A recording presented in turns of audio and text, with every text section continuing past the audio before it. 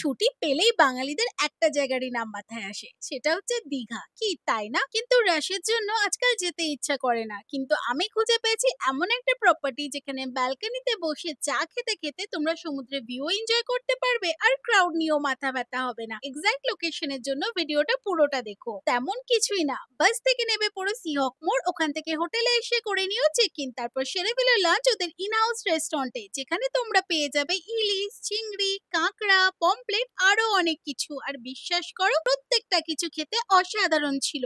এত কিছু খাওয়া দাওয়ার পর বেরিয়ে পড়েছিলাম হোটেল ট্যুরে।